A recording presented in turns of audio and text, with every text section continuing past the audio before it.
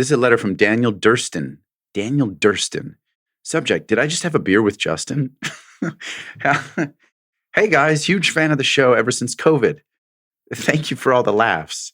It's done more for the world than you probably know. Ah, thanks, Daniel. And that's so nice. It's so nice to. I also like hearing that from we don't get a lot of letters from fellas.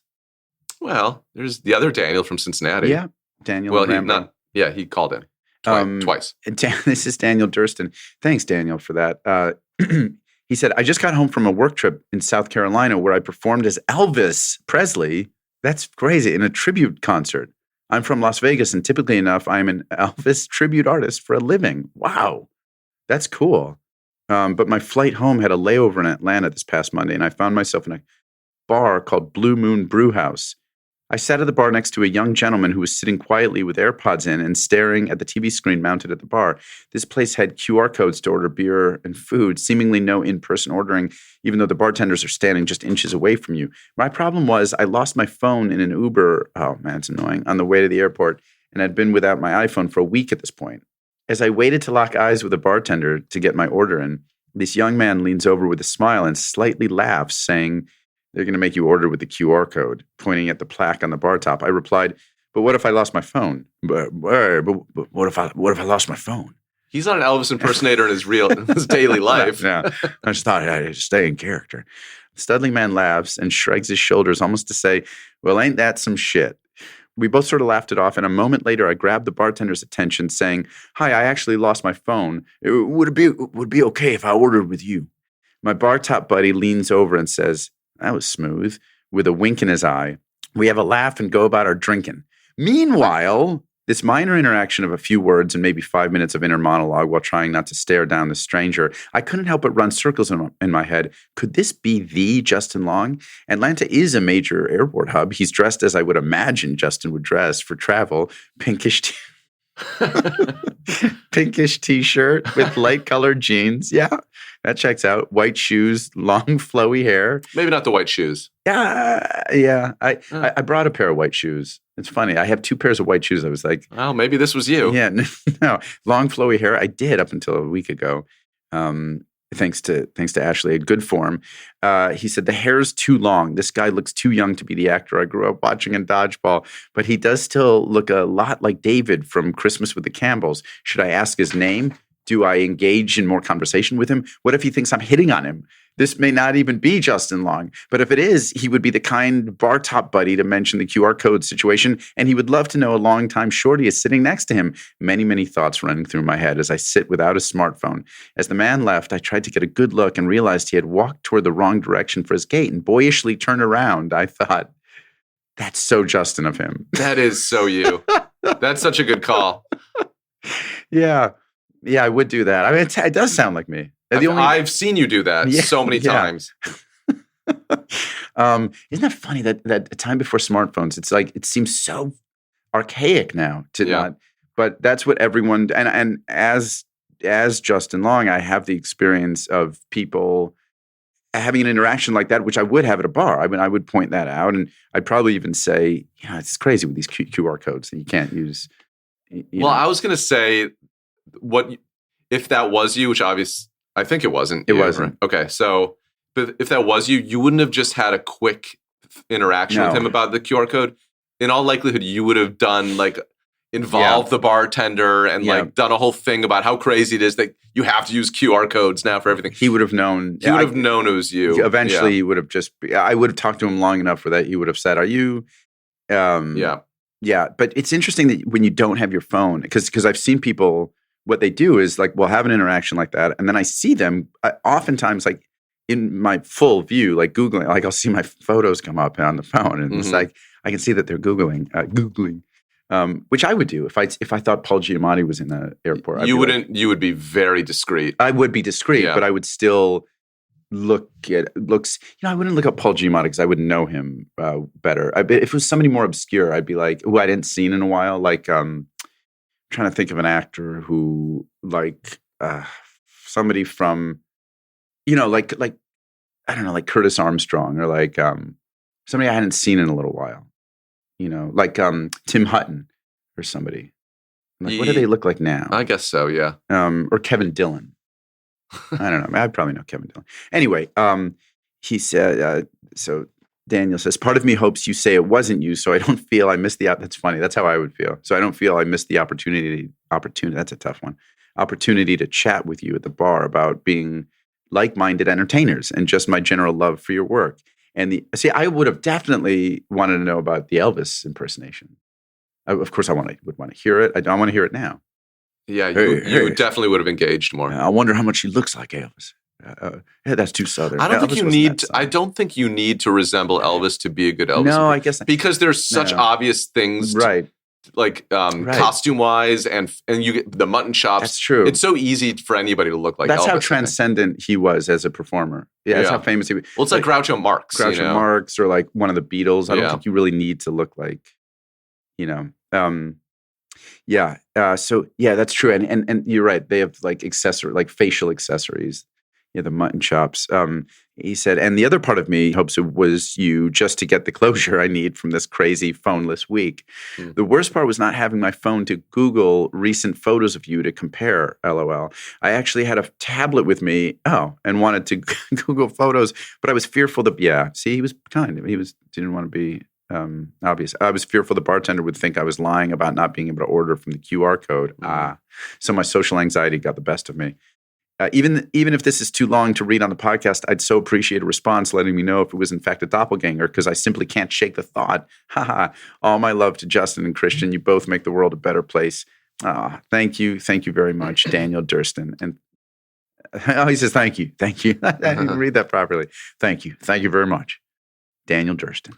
Daniel. What a great alliterative name, Daniel Durston. I know. It's actually ironically a great name for Elvis to say.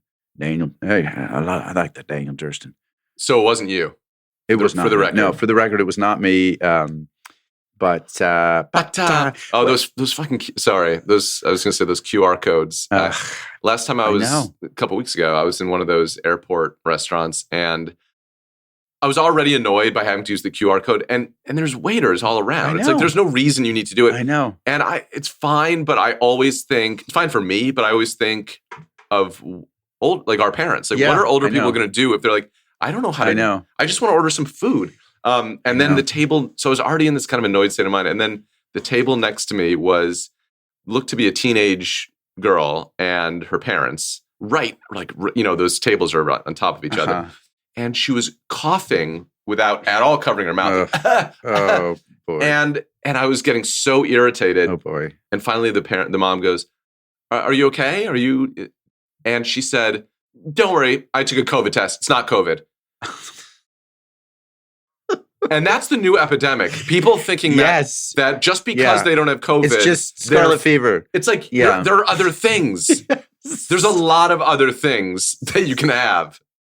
I know. It's just whooping cough. Yeah. It was to the point where I couldn't finish. We couldn't finish our meal. We had to stand up and physically remove ourselves from the situation. So it's not COVID. Did you take any other? Did you take a dengue fever test? I know that is so obnoxious. Also, I was thinking maybe it'll make things easier. The automation. I think this about every time I read. I just read about the military's buying all this AI. They're gonna have AI, and some spokesperson from the military was like, "Don't worry, it won't be like Terminator because they won't be autonomous. There'll still be somebody controlling them." But it's now. This model. So scary. I was watching this thing on AI and the whole it could destroy the world model never quite made sense to me until I heard this, that if AI was programmed to just cure world hunger, if that was the input, cure world hunger, they might kill 1 billion people, because that is that would help. Oh my God. That would help world hunger if you just wiped out a fifth of the population or something. They said they're going to be able to program them so that they target just specific. They could target 18 to 34-year-old men, and it eliminates all the other collateral damage. But then you're targeting every single person in that range, and they'd all be dead.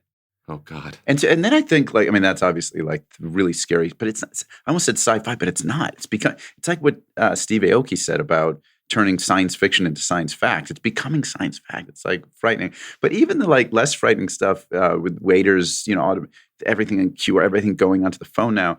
I'm going to miss that interaction with waiters. And waiting tables is such an important job for so many people. Like, it's something I did. It's something most actors do. It's like, it's for a young person, like, I don't know. It's just. I know. Well, any cashier, you're going to miss at Trader Joe's. You're going to miss that. Yeah. But also, if there are waiters already there, it's one thing if that job was eliminated, which would be sad, like you said. But if there was just some machine that brought you the food, but the waiters are still there bringing you the food and asking how everything is.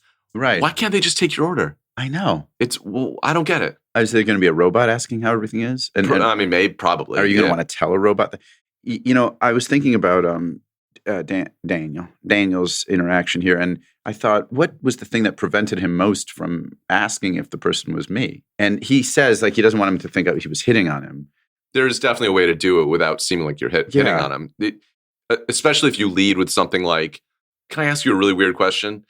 You're not the actor Justin Long, are you? Or or just say, people say this to me a lot. Do you ever get that do people ever say you look like Justin Long? That's an easy way. And you never feel like they're hitting on you. I've never felt that. No. I'll say, what I will, now I shouldn't be saying this. I'll say, because now I'm realizing that I'm not really satisfying their curiosity when I say, they'll say, do people ever say you look like Justin Long? Or do people ever think that? And I'll say, yes, they do often. But here's the difference.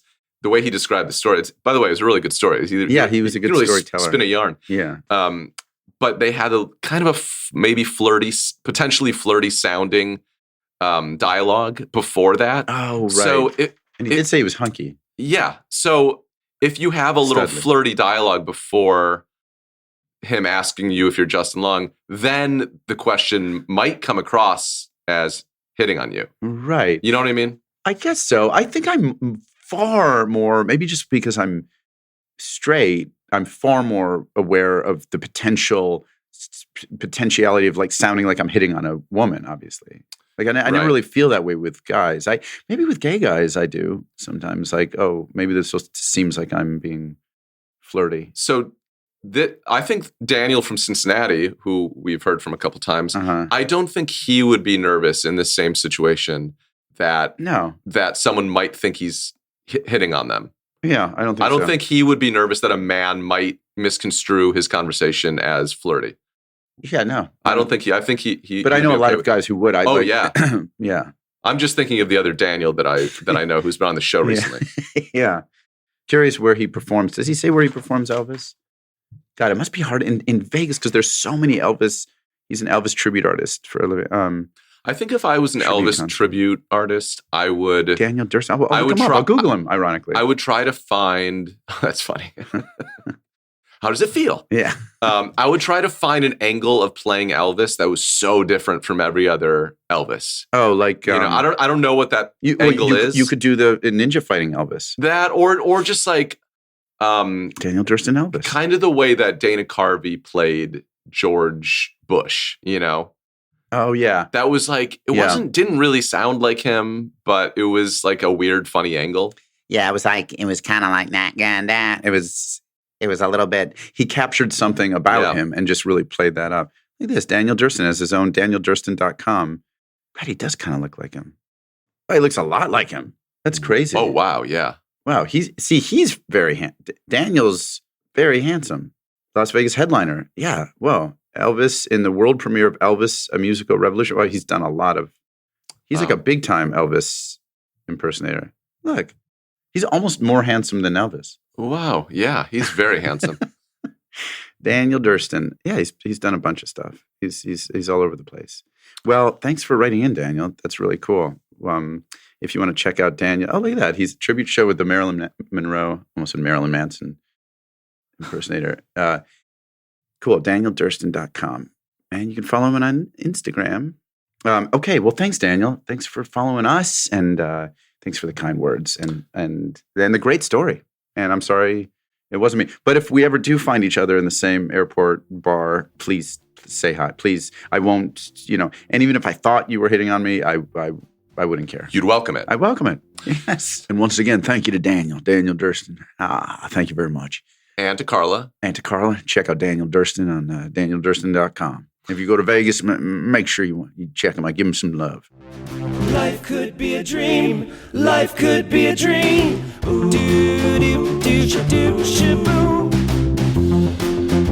You've been listening to Life is Shorter. We're your host, Justin. Christian Long. And Christian's also producer on the show, as is Jennifer Soltis. Our senior producer is Michelle Mish Lands, audio engineer Sergio Enriquez, and executive producers on this one. They get their hands on it as executive producers, and that'd be Dave Easton and Marshall Louis. And for a company that we all like to work for, it's a nice company. It's a fine company. It's called Wondery. It's like Joe Biden now. It's a good company.